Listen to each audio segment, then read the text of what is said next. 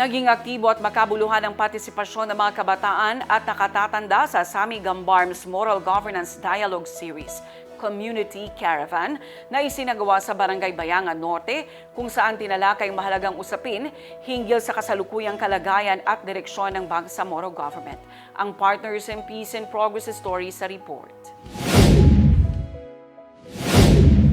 Sa dialogo, nagbahagi ng kaalaman ng mga kinatawan ng Bangsamoro Youth Commission, Office of the Cabinet Secretary at Ministry of Science and Technology, BARMM. Kabilang sa mga tinalakay ang kasaysayan at istruktura ng BARM, ang 12-point priority agenda, mga policy directives ni Chief Minister Abdul Rauf Sami Gambar Makakwa, at ang mga scholarship programs na iniaalok ng ministry. Upang maging mas engaging ang programa, aktibong lumahok ang mga kabataan at elders sa mga interaktibong aktibidad at games kung saan may mga nanalo ng premyo.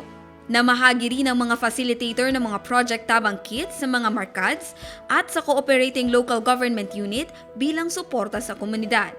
Nagpaabot naman ng pasasalamat ang Strategic Communications Team ng Office of the Chief Minister sa mga implementing partners na naging susi sa tagumpay ng aktibidad.